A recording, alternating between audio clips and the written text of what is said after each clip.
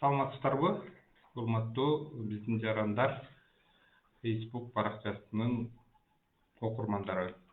Социалдык фонд демейдегидей эле түз эфирге байланышка жаңы жыл тогошор алдында чыгып атабыз. Кыскача жылдын жыйынтыгы менен сиздерди тааныштырып кетсем, өткөн 23-жылдын негизги жетишкендиги болуп, бул 2023 жылдын 1-октябрынан тартып 30 000 сомго чейинки пенсиялар үчүн камсыздандыруу бөлүктөрүнүн 38%га 500 сомдон кем эмес өлчөмдө көбөйгөндүгү болуп эсептелди. Буга билесиздер 3 миллиард 900 миллион сомдон ашыгыраак каражат октябрь, ноябрь, декабрь айларына каралган. Толугу менен каржыланып берилди. Мына акыркы күндөрү айтып кетсек болот, 2023 жылдын пенсияларын толугу менен төлөп бердик деп, азыркы күнгө карызыбыз жок.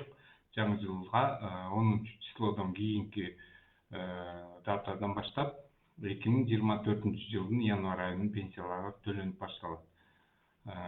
Былтыркы жылга салыштырмалуу пенсиянын орточо өлчөмү 1692 сомго көбөйдү. Алдын ала маалыматтар боюнча 23 жылдын 11 айында Кыргыз Республикасынын социалдык фондунун жалпы кирешеси 94 миллиард 209,9 миллион сомду түздү. Ушул эле мезгилине 22 жылга салыштырмалуу киреше 22 миллиард сомго өстү. Же 130,5% түздү. Камсыздандыруу төгүмдөрүнүн жалпы көлөмү 11 айдын ичинде алдын ала маалыматтар боюнча 57 миллиардтан ашыгыраак каражат топтолду. Былтыркы жылга салыштырмалуу 1 миллиард 585 миллион сомго көбүрөөк болуп жыйналды.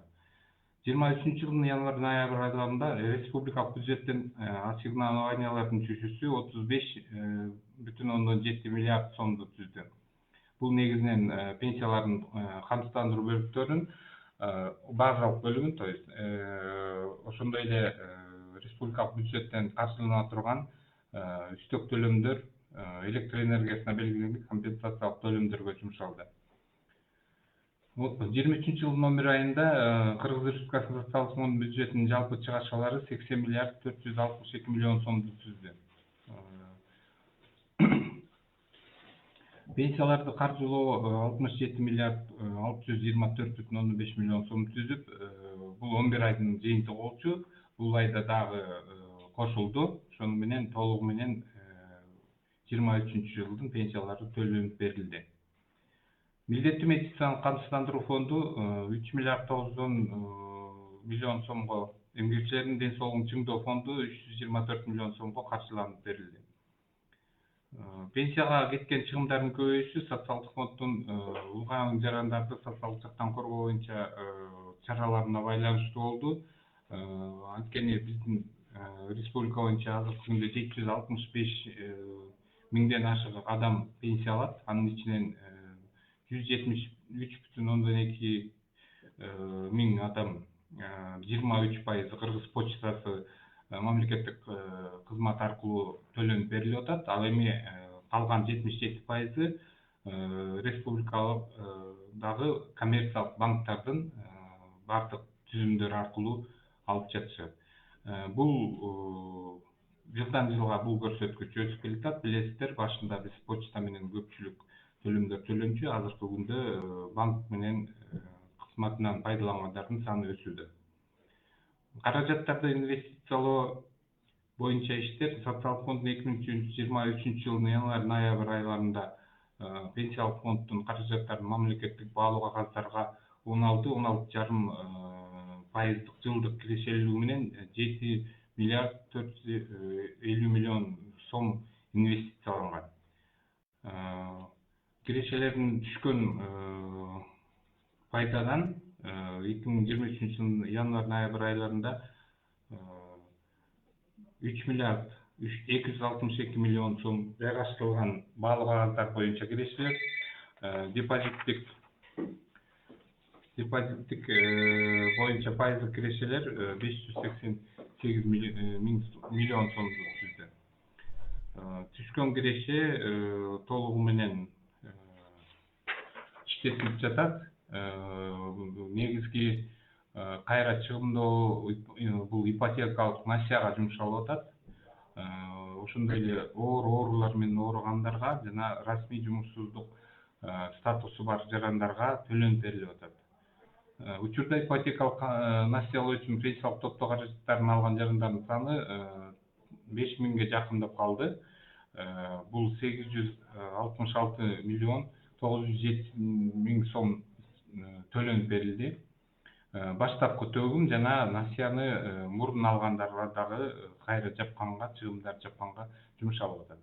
Турак жайды ижарага алуу боюнча дагы кайрылуулар болуп, аларга да 58 адамга төлөнүп берилди.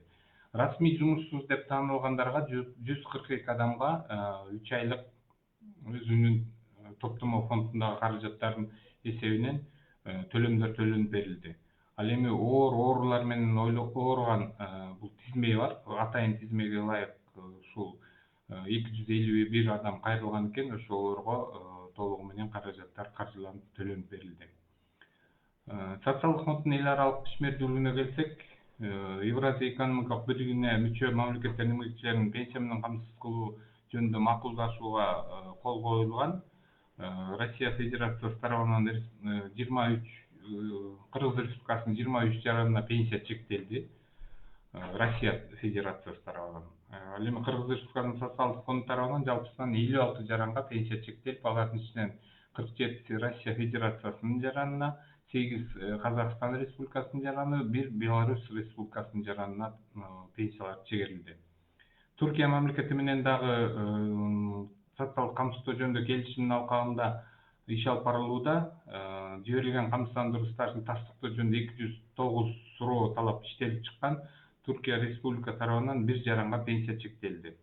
Ал эми Корея Республикасы менен билесиздер, 2015-жылы меморандумга кол коюлуп, улуттук Түштүк Корея пенсиялык фондунун кызматын аркылуу биздин жарандар ошол жакта иштеп келсе, топтогон каражаттарын алууга мүмкүнчүлүк берилген.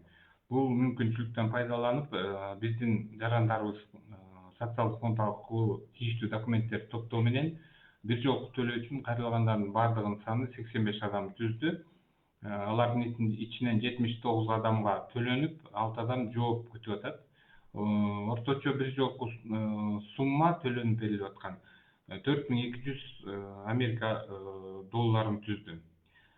Бул баягы эми орточо өлчөмүндө айтып атабыз, анткени мындан жогору да алгандар бар, 8000 долларга чейин алгандар бар, азыраак суммага да алгандар бар. Анткени бул ошол жарандын улуттук пенсиялык кызматына төккөн төгүмүнүн өлчөмүнө жараша болот.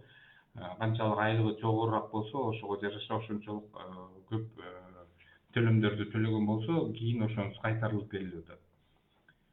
Чет өлкөлөрдө эмгектенген кыргыз жарандардын пенсиялык укуктарын коргоо максатында учурда дагы дипломаттык каналдар аркылуу иш жүргүзүлүп жатат. Долбоорлор сунушталып, Молдова, Казакстан, Кувейт, Испания, Италия, Литва, Бириккен Араб Эмираттары, Польша, Франция, Венгрия, Германия, Канада, ушундай биздин жарандарыбыз эмгектенип жүргөн мамлекеттер менен келишимдердин долбоорлору жиберилип, алар менен макулдашуу жүрүп атат.